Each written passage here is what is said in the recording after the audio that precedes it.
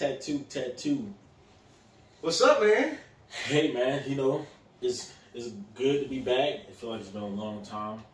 I feel like not even just the time since we last recorded, but you know, this year, 2021, it's going by fast. You know, it feels like we in April. Yeah, man. April, so the 4th month of the year, but it feels like, bro, it's like the 6th, 7th month of the year. Feels like 2022. Yeah, big facts. You know, a lot has happened since the last time we recorded. We've been going through a lot. Yeah, there's definitely a lot that's happened. Big transitions. Yeah. Like the transition into parenthood for my mans and them. Hey, peep the hat. It's not just a dad hat, but it's because I'm Big Papa, baby. Check me out. What's that like, man? How's that? It's undescribable. It's something that, you know, no matter how many people you talk to, no matter how many people give you their experiences and their outlook on it, it's not until you experience that for yourself to where you really feel like it like hits you, man, like clicks. Like, I have someone that is solely dependent upon me. Yeah. Like, it's not like having your homeboy or a significant other to where it's like, all right, if I'm not there, like, all right, you know, they can make it. No, like, if you're not there to take care of that person, I mean, without your significant other, you have a significant other, but if y'all aren't present to take care of that child, then they don't make it, you know? And that puts it into perspective. That changes what is important to you. That changes or that solidifies what's important to you. So whatever, you know, foundation or whatever morals or standards that you stand on beforehand, that just solidifies that much more, and like, yo, I gotta grind. I gotta do it for them, because it's not only just about me. It's not only about my significant other. It's about this little one that did not choose to be here. You know, I made that adult decision to do whatever, you know, bring them to this world. So it's glorious, bro. I love my daughter. She's dope, man. She's beautiful. She's so young, but she's got so much personality. So much, bro. It's crazy, right? Like, how have you haven't even existed long enough to like develop. They don't make sense. Like, it's the mannerisms, man. The facial expressions, the just like how are you a few months old and already sick of everybody's shit? Like, that's like, you got that up. And it's like the aura, like, you know what I'm saying? People say the energy, you know what I'm saying? But people say it in like a trendy way.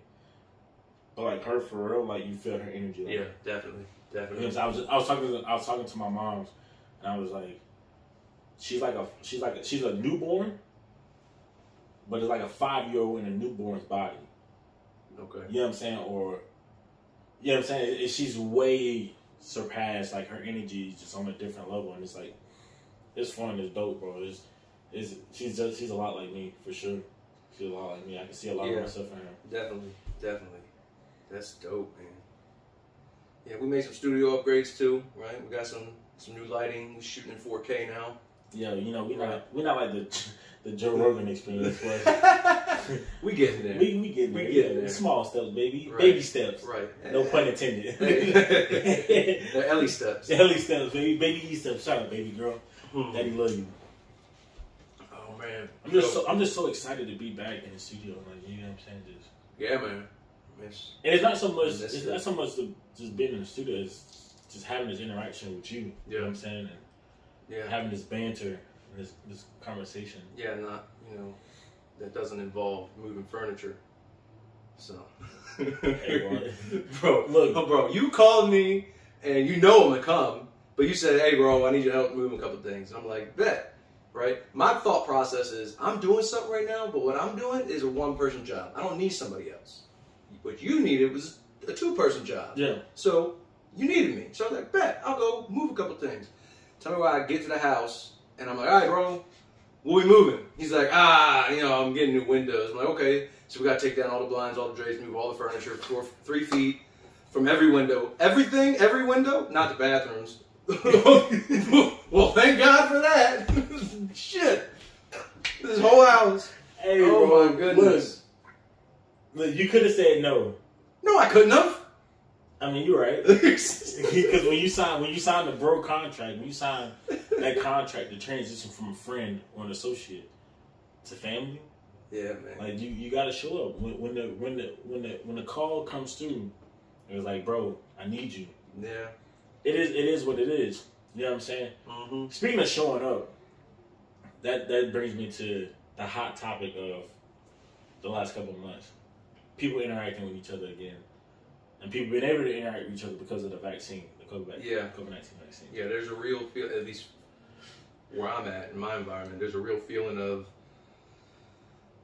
it's not over, but there is a visible light at the end of the tunnel. Mm-hmm. So normalcy seems like a possibility in the relatively near future, so long as this vaccine thing works out. I already got my first one, so I'll be getting my second dose in 2 weeks.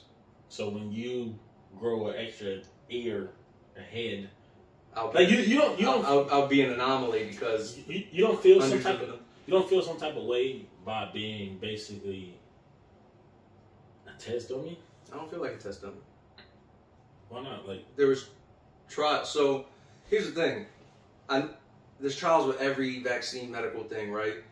But the reason the trials, my understanding through my research, the reason these trials were different is because COVID was so prominent in every environment that there was a massive test subject pool that they could test these things at, right? So it's not like a rare disease where you have to find certain people, right, that meet certain criteria to test things in different environments, and it takes forever because it's a rare disease, right?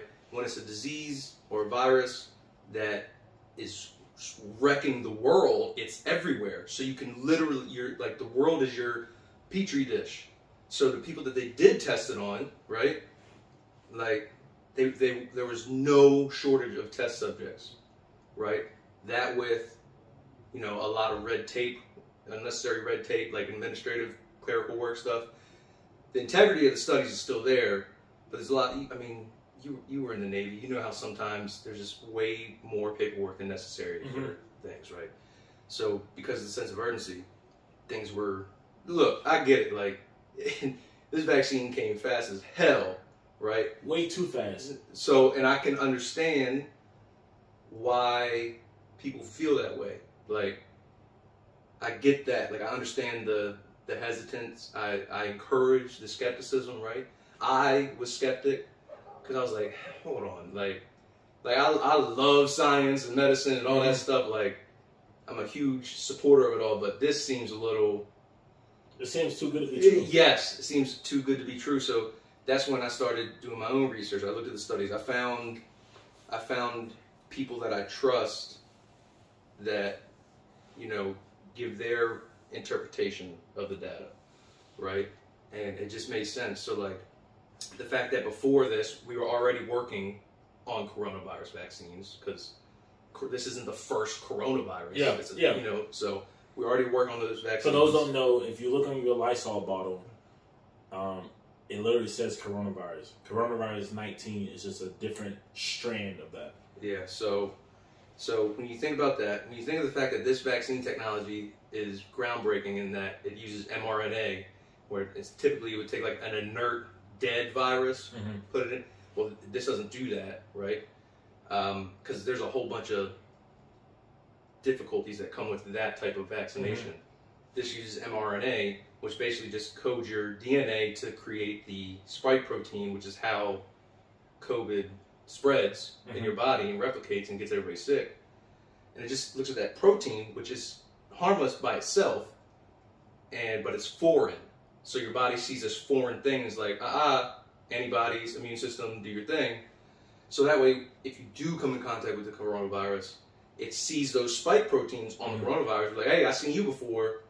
I fought this fight already. This is light work, right? So when you get into the data, you look at the whole picture. You stay off media, no matter what platform whatever platform that is. Like, just stay off of it, because one's going to tell you it's a conspiracy to track you. The other one's going to say it's the end of the world, and if you don't get the vaccine, you're a Nazi. Like, it's all over the place, right? I found something for me. His name's Z-Dog. He's a doctor, because no one can pronounce his name. He's a doctor that got famous making those Doc Vader. He would put the Darth Vader helmet on and just talk shit about nurses. It's hilarious. But he got famous doing that, started his own podcast, and he has physicists, epidemiologists, doctors, and he gets into the actual data, the reports, and he was skeptical about it.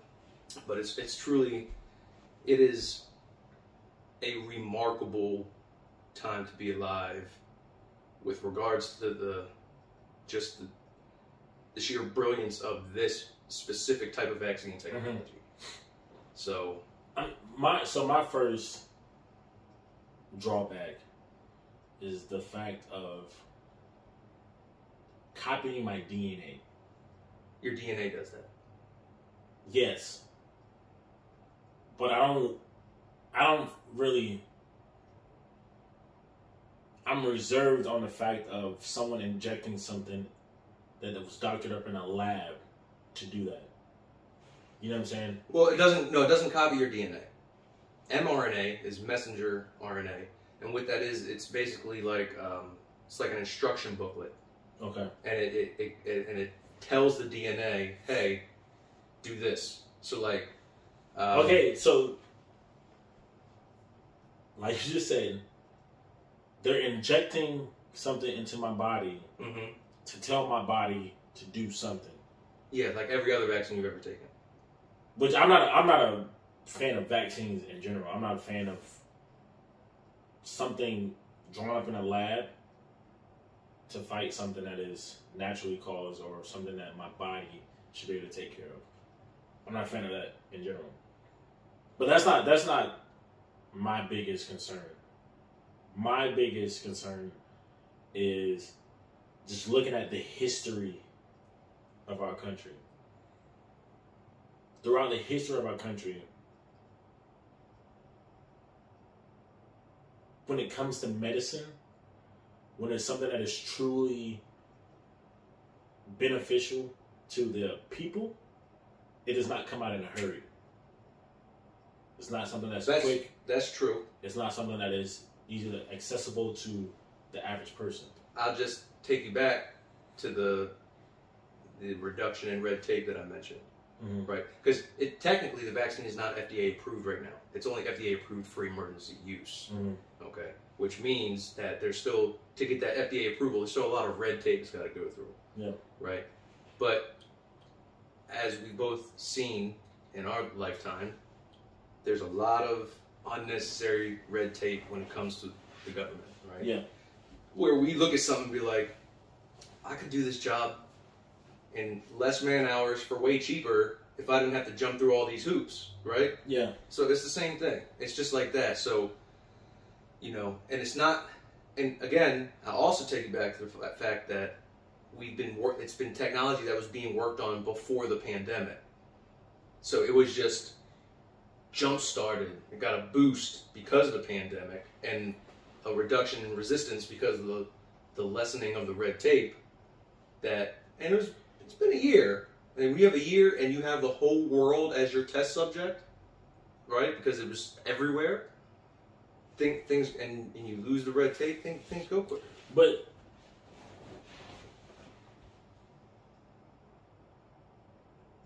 so it was a pandemic, right? Do you or do you not agree that there's more people that have died from the flu than corona? I haven't looked at the numbers. I just know that coronavirus. Well, no, because 500,000 people didn't die from the flu in the last year. In fact, because of viral interference, because of COVID-19, the flu has been almost like a non-thing this last year. That's because of viral interference and other stuff, but that's neither here nor there. The fact that we've been distancing, schools have been closed, because a lot of where the flu spreads is in schools amongst children. But it's not as.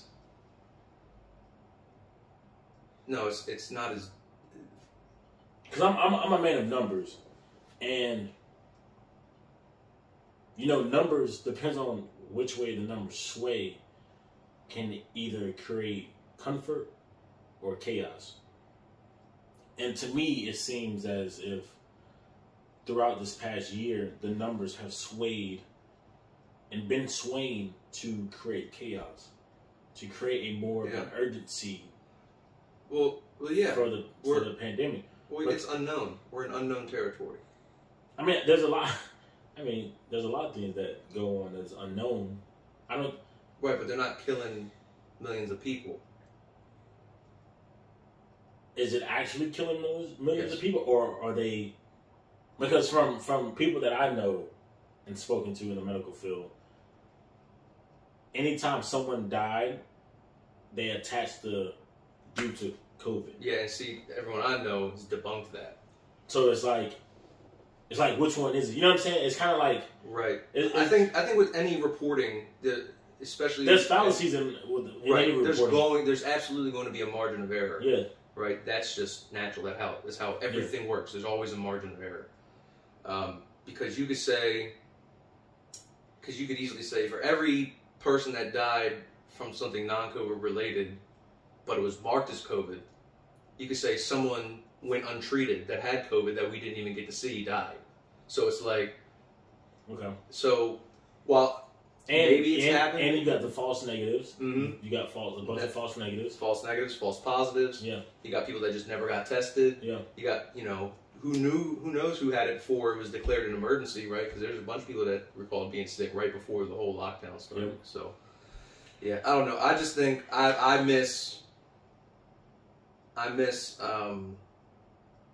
going back out and being social and doing all these things that I'm used to doing. I miss going home all the time.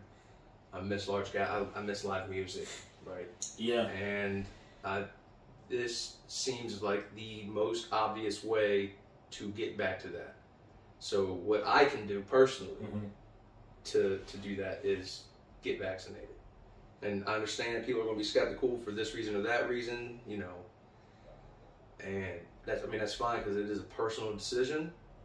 But I truly believe like the way we get back to normal is through this vaccine and herd immunity. So, because that's how we got through the Spanish flu, was through herd immunity. I don't believe they had a vaccine to help boost them to get them to herd immunity, but that's how they got through the plague, was achieving herd immunity, right?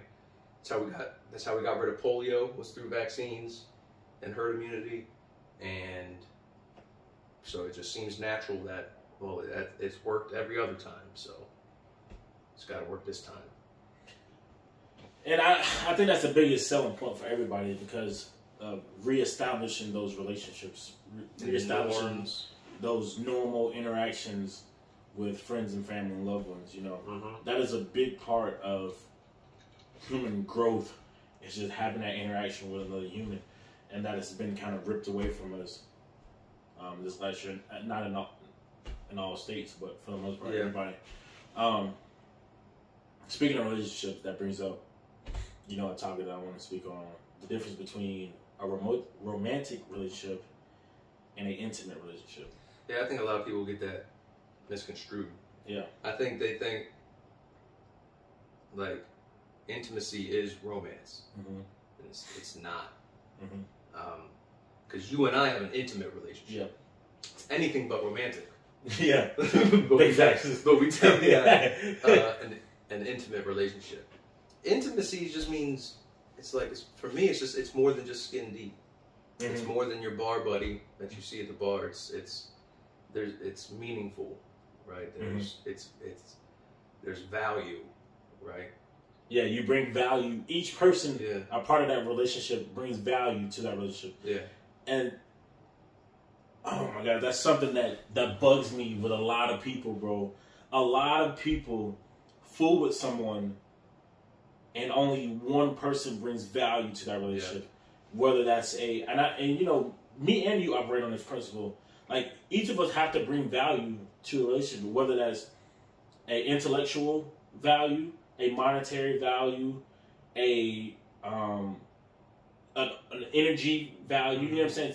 Like, you have to get a use out of that person. There's always this negative connotation to using a person. But no, like, you have to be useful in my life. Absolutely. Like, if someone is useless in your life, they're an anchor. They're dead weight. Like you don't need to fool with them. Yeah. So it's very important in intimate relationships. Or when I think of an intimate relationship, I think of just a genuine, organic friendship, brotherhood, sisterhood, or whatever. Like that person and you bring value to the table. Like it is a equally yoked, organic, not forced partnership. Yeah. And I think what takes it from an intimate relationship to a romantic relationship is the sexual interaction with each other is one part of it. Oh, physical. Yeah, anything physical. The physical touch and sexual interaction with each other. And even in that, it doesn't necessarily need to be that. There could be a seductive element. Like just the flirting, the push and pull, like the cat and mouse game, yeah. Like the chase, that's also romantic. Okay, you know what I'm saying? I'll buy into that one. So, it still works with what you're saying because it's in the pursuit. Mm-hmm. Typically, it's in the pursuit of something like that, right? But I think the romantic label comes in way before it gets physical. I think it's romantic as soon as one person is doing something with sexual or a relationship, intimate, romantic relationship as a goal. Yeah. The second you start pursuing that, everything you do is romantic. In a sense, right? Like doing a favor, picking somebody up, taking them out to dinner, buying them flowers. It's in pursuit of achieving that. Yeah. So, and you know what's crazy to me? So I think that is a bigger vulnerability moment in version of a person, but I feel like in that instance people are more willing to compromise that fact of bringing value or having someone bring value to the table. Oh, so you're saying that if you have a romantic interest in somebody, you lower your standards about the value they bring? Yes. Okay. Like that blows like think about it. No, you're right. Like, you know what I'm saying? Like think about even just think about like a social media post of someone if a dude is fooling with another dude, right? And they like you have this post like, oh, if you ain't getting money like I'm getting money, I can't fool you. Or you ain't blah blah blah, I can't fool with you. But they'll fool with a female. Oh yeah. That just want you to buy her a Birkin bag. Yeah. Or that just want, what I'm saying, that want you to do, but she not doing for you. And the same for a female. But I think that's different because... How? I want to hear this. Because if I'm, like, what I look to get out of a relationship with you is far different than what I'm looking to get out of a relationship with a woman. I'm not saying you're looking to get the same thing. But I'm saying people compromise the need or the desire to have a person create value in their life. Okay, but you already went over the different ways someone can bring value. Okay, right? But so, I was just use that example. Right, but my point is while he may say, hey, if you ain't getting money, I can't mess with you, and then date a broke chick, right, that doesn't really have anything, well, she may bring value, it just may not be a financial value. I agree. So I don't think... But, okay. I guess that's just... there's levels to it. I agree. But, me personally, I've seen too many instances to where a person has dealt with the opposite sex and literally they bring no value. They don't bring a good energy to that person. They don't bring financial value. Okay. They don't bring any type of value to that person, but they choose to force themselves to be in that situation, even though that person is holding them back. Is it possible that maybe you just don't see the value? Like no, because I don't. Because me, how are you drawn to something that doesn't bring you any sort of value? Like even if it's not material, like it could be because it's convenient. Okay, well then convenience is convenience not a value? I don't. To me, no. I don't think it's for me. Do you think convenience is a value? I think there's a reason fast food's so popular. So my thing is, and because I see a lot of people in relationships that have dynamics that would absolutely not work for me. Yeah. Right. Absolutely. Like I don't know how they operate like that. Yeah. Right? It's not for me. Like for me, I would be uncomfortable with a woman that did all the cooking and all the cleaning and all the laundry because I've been doing it for so long on my own that like I would like it would feel like you're serving me and I don't want a servant, I want a partner, right? Okay. So that's one thing. But there's other couples where that dynamic works out fine, and I've learned to say that, you know, the dynamic of someone else's relationship is none of my business. Yes. So if it works for them, and one's not being forced into it, yeah, right? If they both agreed upon it, then more power to them. Because that's what's going to have to happen in my relationship. Yeah. Is we're going to have to agree on a dynamic, mm-hmm. and we're going to operate that way, and then it's going to be fuck what anybody else thinks. But most people, I don't think most people, at least from what I've seen, most people aren't operating on an agreement of the dynamics. It is I want you to operate on my level, or that person wants you to operate on their level. Okay, but the second you allow that, it's an agreement. But I don't think it's ever an allowment. I think it's a constant pull. It's a constant pull. I think most people are they're going through life, right? You're over here going through life. This person over here going through life. You meet each other. And the whole time that you're together, you're constantly trying to pull each one or the other in the other direction. Maybe. I definitely see that. I've seen that, yeah. I see that more times than not. And that baffles me. That doesn't make sense to me. And I see that in not even just a romantic relationship, but an intimate relationship as well. It's just like, I don't understand the logic behind choosing to have someone in your life, but by choosing them is almost like you're forcing that mergent, that interaction. Like, you know, so it's like, for instance, what I consider organic interaction is me and you. Right. When we go somewhere, it's not like you gotta force me for us to vibe with each other, right, to feed off each other. It's just a thing that happens. Mm-hmm. It's not like we have a meeting like, okay, all right, bro, we're gonna go here, we're gonna do this, we're gonna act like this, we're gonna wear this, blah blah blah. It's like, no, you are in your lane, I'm in my lane. We just happen to be going the same way, and we do it together. Yeah, you know what I'm saying? And it's just so often that there's this dynamic to people where people are trying to force two lives to merge with each other. That it's like the concept of trying to fit a round peg into a square hole. Right. I would say that just because you or I don't see the value in something, because all we see is the tension. No, I'm not basing off of looking at it. I'm basing off having that interaction with someone. Like, speaking like it. So, like, if you were in a relationship or something, I spoke to you about that interaction, and you are clearly unhappy with that. Right. With that situation. I'm not talking about just me. Oh, okay. Like, obviously, you know, okay, everybody's looking outside. It doesn't make sense to you because you're not insecure. So people, if you're insecure and you find someone that, you know, quote unquote, accepts you, mm-hmm, right? If you're insecure and you're not used to that acceptance and you crave that acceptance, mm-hmm, you're going to endure damn near anything for it.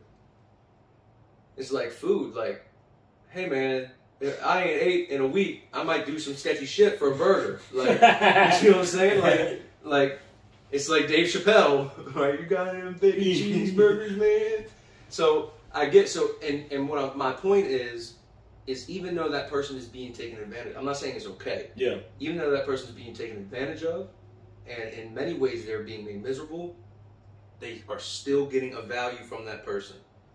It's at the end of the day, it's easing their insecurities, mm-hmm, right? So that's not something you can relate to, right? Because mm-hmm, you're not a really insecure person. You're, mm-hmm, very comfortable in your own skin, and you know we don't care if people like us or not. Mm-hmm. So this, you don't see a value in that, mm-hmm, right? You're also not hurting for people to accept you. You have a good circle, mm-hmm, right? You have a healthy circle. We both do. So we're not like deprived of that, mm-hmm, right? And you know, it's hard to, like, I agree with you. It's messed up, like, and it's sad to see people in that situation. My point is they're still getting a value. They're still pulling value from that person, even if they're paying a price for it. So whereas you and I, we exchange value, like you get value from me, I get value from you. Theirs is more transactional. Like I'll put up with all of this just so I can get that. You see what I'm saying? And that's all I'm saying. Speaking of acceptance, that's something else I've thought about for a while. That there's a difference between accepting who a person is and knowing who a person is. Okay. So if I know who you are or I know how you are, then that just means I see and I understand that, okay, Bruce doesn't like this, Bruce does this. But if I accept who you are, that means I'm fine with you staying the way you are. And I think in a lot of, especially romantic relationships, people don't accept who that person is. Okay.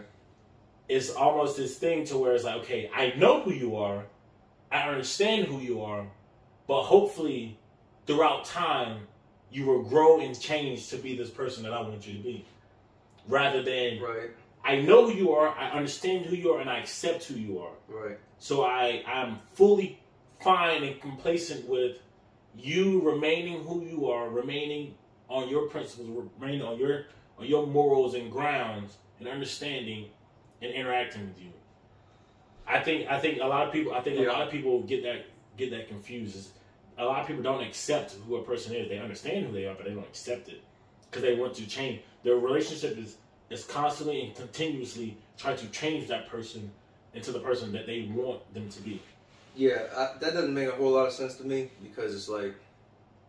What, like what I said doesn't make sense? No, what you're saying makes sense, but people that do that doesn't make sense. Okay. It's like, I'm not gonna buy a Chevy and then take the engine out and put like a battery pack in it and then swap it with a Tesla emblem, right? And then figure out and then wonder why ain't none of this shit working, right? Like, and then I'm upset. Yeah, like I'm not gonna do that. But at the same time, I do think it's healthy for a certain expectation of growth. If you're gonna spend an extended period of time with somebody, it's fair to expect some growth out of them. But you gotta understand, but the growth comes from the roots of who that person is. So what? But hold on. When you speak about expecting that growth, who are you to put a label on what that person's growth should be? I'm not. No. I didn't say you're allowed to do that. I'm not saying you should do that. I'm just saying growth. Period. So you can watch somebody grow and recognize it as growth. Like two people can grow in two different ways. Like one person might become more financially independent, disciplined. This person might have stopped doing horrible things like drugs or something. But I'm saying, like, who are you to say that this person has to grow at all? I guess. Oh, well, because my standard is growth at all times. Okay, so it's more of a personal standard. So if you are dealing with somebody that is not growing, all my homies grow. Then you ain't fooling with them, right? No. Respect. All my homies grow. We all grow. Hey, I'm the same way, baby. But me, I guess someone could say that's one of my fallacies because you have to be growing, and I put the label on certain areas. Like you have to be growing in certain areas, and if you're not, then I'm not going to fool with you. I think there's more people on the other internet spectrum to where, okay, I'm going to put this label to where you have to be growing in this area, and if you don't grow in this area, I'm going to keep trying to get you to grow in that area. Yeah, like, I read a book by Brené Brown. She's brilliant, and it's called Dare to Lead. And she fundamentally changed the way I look at certain things. Like, it was like when I read this, always assume that people are doing the best that they can. Now, it sounds naive. Mm-hmm. It sounds naive, but I'm a big fan of accountability. Okay. Personal accountability. Yeah. Right? But when you do that, when you assume that the other person is doing the best that they can, then any issue, the remaining of any issue that you have with that person is your fault. And if it's my fault, well, then that means there's something I can do about it. Yeah. You see what I'm saying? So, and it makes sense. And it also helps you learn a little bit of more compassion, because maybe that person, like, even if they're giving you the shittiest end of the stick, if that's the best they can do, well, then now you don't look at them with, like, anger or frustration. You look at them with, like, compassion. And you say, okay. And it's like DMX said, rest in peace. He said, always trust everyone to be who they are. Like, trust that you see them well, and trust that they are going to be. So, a stick-up boy is going to stick somebody up and rob them. A philanthropist is going to donate to a charity and build houses for homeless people, right? Me, I'm always going to crack a joke, right? You know what I'm saying? Like trust people to be who they are. Yeah. Right? And when you trust people to be who they are, and you give them the benefit of the doubt, say that it's a good chance that this person's doing the best that they can, well, then the only accountability left is your own. And if it's yours, then you have the power to. That means there's something you can do about it. Yeah. So that's how I try to operate. I'm a very spiteful person, so I can look at somebody and have evil thoughts about them. But I always come back and I'm like, all right, what is this? Have I done everything I can do? And I mean, it's that simple. My point is, if they're doing the best that they can do, then you got to take that for what it is.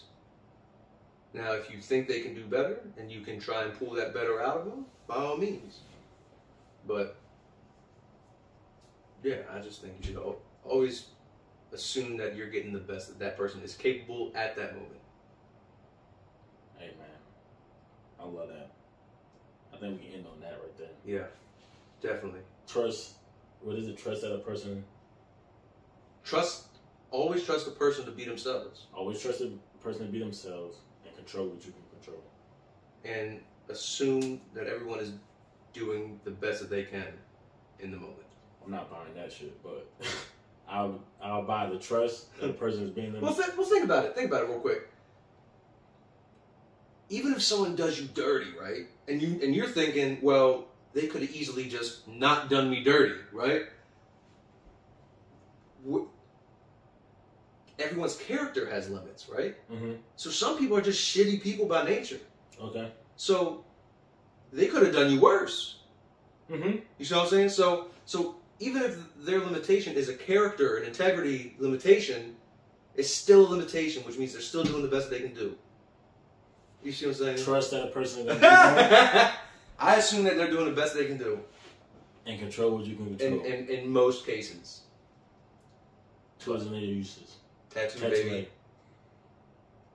We out. Love, peace, and happiness, baby. Number 3 in the bag.